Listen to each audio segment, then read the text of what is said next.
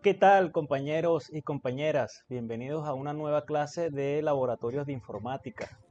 En esta ocasión vamos a aprender sobre lo que significa la programación orientada a objetos usando JavaScript. No voy a profundizar mucho en partes importantes de este tema que como estudiantes debemos conocer acerca de cómo funciona esta forma de programar en este lenguaje en comparación a cómo realmente funciona en lenguajes como C++, Java, Python, etc. Me voy a centrar en lo práctico y lo sencillo, en que esto es otra forma de programar y que ella de igual manera nos permite obtener la solución al problema que se nos plantea. Hasta el momento, nuestros ejercicios han sido realizados con un paradigma de programación llamado imperativo. En esta forma de pensar, es como si siempre le estuviéramos dando a alguien, en este caso la computadora, una lista de instrucciones muy detalladas y estrictas. En síntesis, nos enfocamos totalmente en los pasos exactos que la computadora debe realizar para llegar a la solución de un problema. Pero en paralelo, otra forma de ver ese problema es que en lugar de enfocarnos solo en los pasos, nos centramos o nos enfocamos en quién hace las cosas.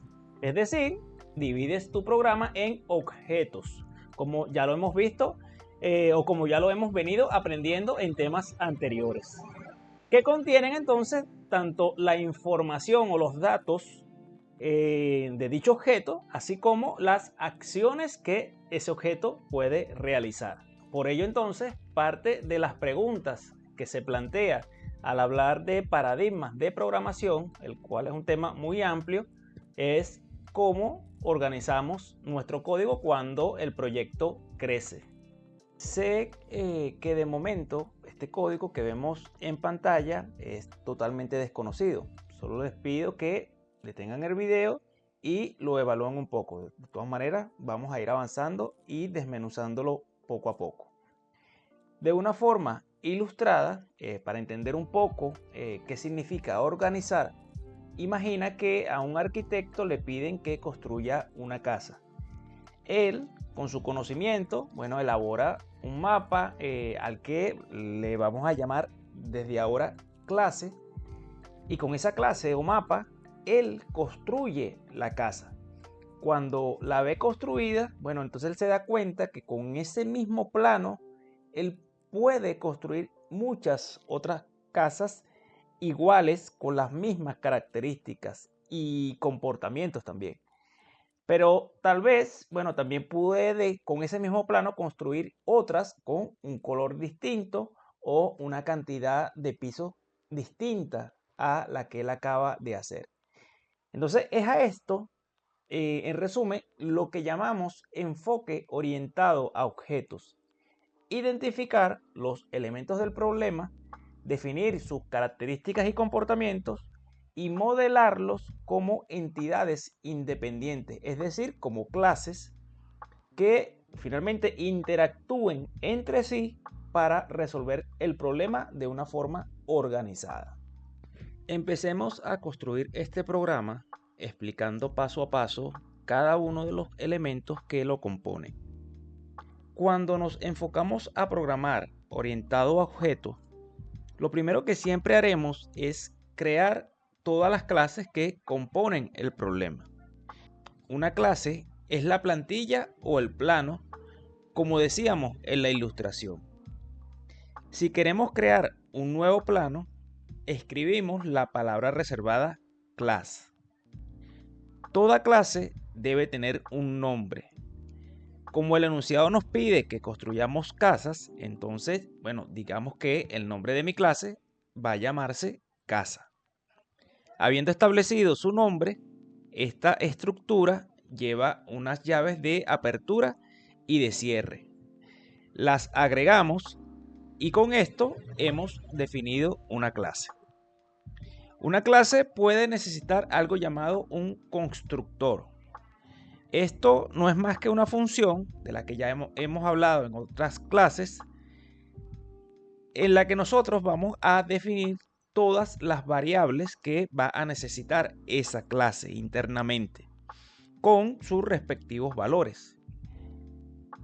Esto va a ser, o ese constructor va a ser como un capataz en una construcción. Es decir, que cuando nosotros le digamos, mira, capataz, o es decir, mira, función constructora, quiero una casa, entonces, bueno, ese constructor va a preparar los materiales y los va a dejar listos, obteniendo el color y el número de pisos que va a tener esa casa. Igual que en el mundo real, no se puede construir una casa sin materiales. Construir una casa solo puede ocurrir cuando esos materiales estén listos. En términos de programación, bueno, están listos cuando se hayan inicializado sus variables con sus respectivos valores. Entonces, para crearla, escribimos la palabra constructor y como toda función, esta lleva sus paréntesis y sus llaves de apertura y de cierre.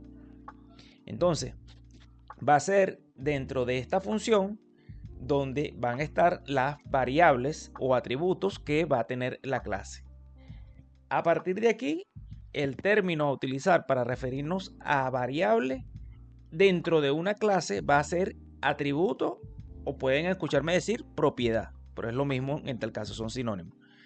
Para crear entonces un atributo, escribimos dentro del constructor la palabra this para hacer referencia que el atributo a definir solo le va a pertenecer a esa clase en donde nos encontramos. Le añadimos el punto y escribimos el nombre de dicho atributo. Como ya hemos visto, para construir una casa, en este caso vamos a necesitar saber entonces el color de dicha casa y la cantidad de pisos que ella va a tener. En esta inicialización de datos se le puede a un atributo asignar un valor directamente, por ejemplo, como color va a ser igual a blanco. Pero generalmente, dentro de ese constructor, cada atributo debe estar asociado a un parámetro del constructor para que de esta forma, al invocar la clase o al instanciarla, que es algo que vamos a ver más adelante, el color y la cantidad de pisos de esa casa, bueno, sean dinámicas y no estáticas. Es decir, que en vez de un valor directo, bueno, entonces vamos a la zona de parámetros del constructor a indicarle que él puede recibir un color y un piso. Entonces ya con esto lo que tenemos que hacer es asignárselos como valores a nuestros atributos internos de la clase. Yo sé que esto puede sonar o verse un poco confuso la primera vez que lo vemos y sobre todo si nunca lo hemos visto en otros lenguajes de programación. Yo les sugiero en este punto, si hay confusión, de tener un poco el video o retrocederlo hasta un punto anterior donde retomes un poco el hilo que estoy intentando explicar. Pero de todas maneras, siempre bueno, van a tener mi apoyo para detallarles más ampliamente lo que no se esté entendiendo. Y bueno, para eso tenemos tanto el grupo por el que nos comunicamos, así como el laboratorio presencial de las clases. Para finalizar esta inicialización de atributos, y como acabo de decir, yo puedo asignarle directamente valores a un atributo. Volviendo al enunciado del ejercicio, el cual trata sobre construir casas, bueno, entonces yo voy a crear acá una variable llamada construida que por defecto tenga asignado un valor false, que significa que inicialmente la casa no está construida. Una vez nuestro plano tiene definidos los atributos que se tomarán en cuenta para construir la casa, es cuando fuera de ese constructor, pero dentro de la misma clase, vamos a empezar a definir sus comportamientos. A partir de aquí, a estas acciones o comportamientos de lo que puedo hacer o de lo que puede hacer una casa, entonces le vamos a llamar métodos. Los métodos también técnicamente son funciones, como ya lo hemos visto en anteriores temas, pero dentro de ellas puedo definir instrucciones que me permitan solucionar un problema o ser parte de la solución de un problema. La pregunta que se nos plantea aquí es, ¿qué quiere el enunciado del ejercicio que nosotros resolvamos o hagamos? Bueno, la respuesta es construir casas. Nuestra lógica entonces nos debe llevar a construir un método que despliegue un conjunto de instrucciones que partan de una casa no construida a una casa que está construida. Vamos a crear una función llamada construir. Para saber si la casa está construida, entonces evaluamos qué valor tiene actualmente el atributo construida. Si ese valor es falso, entonces actualizo el valor del atributo construida a true y le informo al usuario por la consola que la casa de color X de Y pisos se está construyendo. O bueno, como lo ven allí en pantalla el mensaje, ¿no? Entonces, listo. Con eso puedo solucionar este algoritmo de una forma simple, sin escribir tantas cosas para hacerlo práctico, ¿no?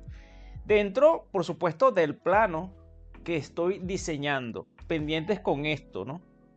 El plano lo estoy construyendo. Dentro de poco sí vamos a pasar a utilizarlo para que se construyan las casas, ¿no? Estoy en este diseño, en esta planeación, ¿no?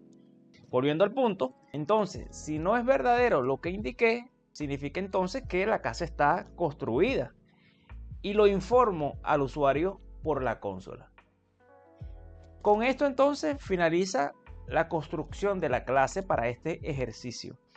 Vamos a pasar ahora a su utilización. Y a esto que le llamo utilización, a partir de aquí le voy a empezar a llamar instanciación. Aquí viene la magia.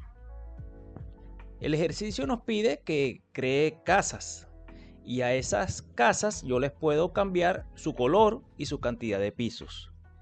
Así como el tema de objetos que ya vimos en clases anteriores, y si no lo recuerdan, les recomiendo se echen un paseíto por allí. Yo indicaba que un objeto se puede guardar en una variable. Entonces, lo mismo yo puedo hacer con las clases. Vamos a crear múltiples objetos independientes a partir de un mismo plano y para ello creo una variable que llamaré casa1 y le asigno una instancia de la clase casa. Cuando escribes la palabra reservada new antes de la clase, esto produce una copia o una especie de copia de ese plano que diseñamos arriba que crea un objeto real en la memoria de la computadora. Nótese en esta instrucción que lo que permite también la instanciación es pasarle por parámetros los datos que la van a diferenciar a esa casa de otra en cuanto a su color y en cuanto a su cantidad de pisos. Al igual que como hacemos cuando invocamos una función en el tema anterior, recuerden, debemos también pasarle por parámetros los datos que ella implícitamente va a necesitar para operar internamente. Listo, hemos llegado a esa parte donde yo decía que el capataz está preparando o prepara todos los materiales que se van a utilizar para construir la casa. De la misma manera, yo puedo indicar la construcción de una segunda casa definiendo otras instrucciones similares con parámetros distintos. Entonces, repito acá, solo he mandado a preparar todo para construir la clase 1 y la clase 2. Ahora viene la construcción. Esto entonces se hace utilizando el mismo objeto casa 1 y como él contiene un objeto puedo acceder a sus atributos y métodos, pero aquí a mí me interesa es su comportamiento y el único que existe es el de construir. Por lo tanto, yo lo invoco Y si yo arranco este programa en una consola del navegador, debería ver el resultado de crear una nueva casa. Entonces, de esta manera, esto que hemos visto es lo que yo llamo una primera parte de lo que es la programación orientada a objetos utilizando JavaScript. Si un plano o una clase está bien diseñada, entonces yo puedo crear 1000 casas iguales o distintas con una sola instrucción. Si necesito cambiar el diseño, solo toco el plano base que hemos diseñado. Eso es la arquitectura de software profesional. Esto es lo que necesito de momento que conozcan, sin dejar de lado cosas muy importantes como el concepto de abstracción, el polimorfismo, la herencia o los niveles de visibilidad o accesibilidad de las propiedades y métodos de una clase. A esto también se le llama encapsulamiento. Entonces, bueno, de momento recuerden, la programación orientada a objetos no es solo un código, es una forma de hacer las cosas. Muchas gracias a todos y todas por su paciencia y la espera de esta clase. Hasta luego.